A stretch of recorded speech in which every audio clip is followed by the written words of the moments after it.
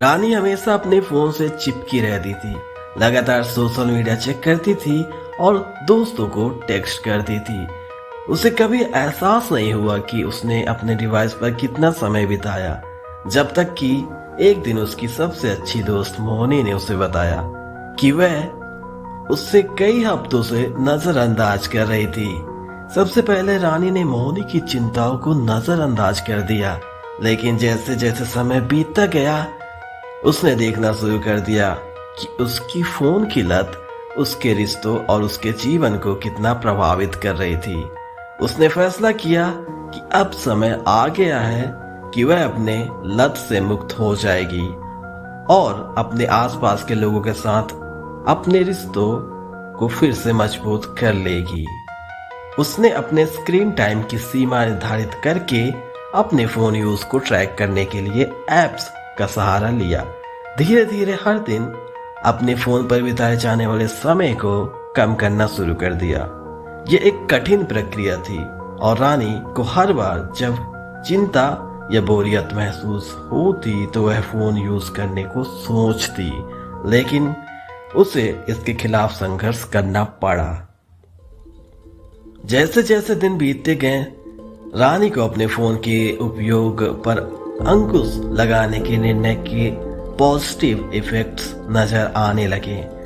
वह बातचीत में प्रेजेंट रहने लगी, अपने परिवेश से अधिक जुड़ी रहती थी और अपने जीवन में लोगों से अधिक जुड़ाव महसूस करती थी। अपने फोन की लगातार खींचातान से मुक्त होकर वह बहुत ही ज्यादा अच्छा महसूस कर रही थी और रानी को अपने प्रगति पर गर्व था।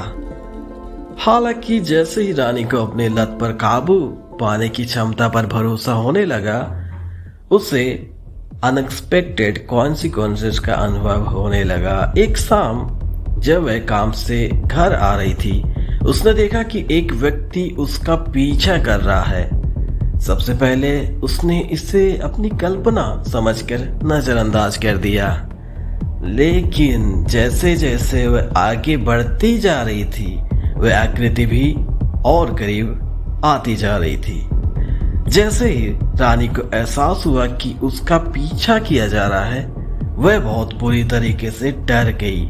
वह अपने फोन को टटोल रही थी, मदद के लिए फोन करने की कोशिश कर रही थी, लेकिन अपनी लत से छुटकारा पाने की जल्दबाजी में उस समय फोन चार्ज करना भूल गई थी।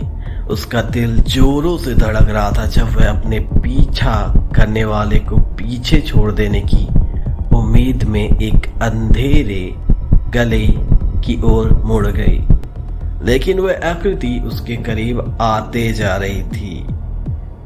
जब रानी ने अपने पर्स पे हाथ डाला तो उसके हाथ कांप गए और वह किसी भी चीज की तलाश कर रही थी जिसका उपयोग वह खुद को बचाने के लिए कर सकती थी। उसकी नजर एक छोटे पॉकेट चाकू पर पड़ी जो उसने सुरक्षा के लिए खरीदा था और कांपते हाथों से उसने उसे बाहर निकाला और यदि आवश्यक हो तो उसका उपयोग करने के लिए भी वह तैयार थी। जैसे ही वह आकृति रानी को पकड़ने वाली थी, रानी तेजी से मुड़ी, चाकू हाथ में लिए हुए, और जोर से चिल्लाई, पीछे हट जाओ। हल्की रोशनी में वह बस इतना देख पाई कि वह आकृति ठिठक गई। फिर वह आकृति अचानक पलटी और भाग गई, अंधेरे में गुम हो गई। रानी वहां खड़े हुए कांप रही थी। उसे एहसास हो रहा था कि वह खतरे के कितने करीब आ गई थी।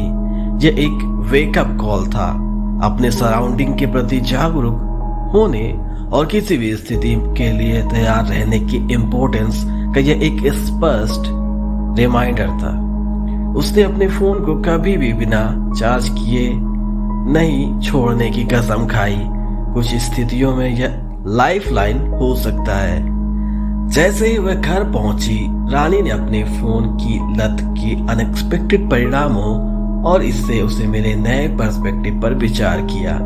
अपने उपकरण पर डिपेंडेंसी से मुक्त होकर उसने अपने चारों ओर की दुनिया, सुंदरता और खतरे दोनों के प्रति अपनी आंखें खोल दी।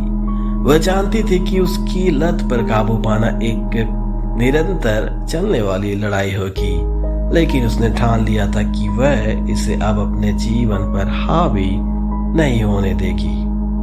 उस दिन से रानी अधिक सतर्क, अधिक प्रेजेंट और उन क्षणों की अधिक सराहना करने लगी जो उसने अपने फोन से डिस्कनेक्ट होकर बिताए थे।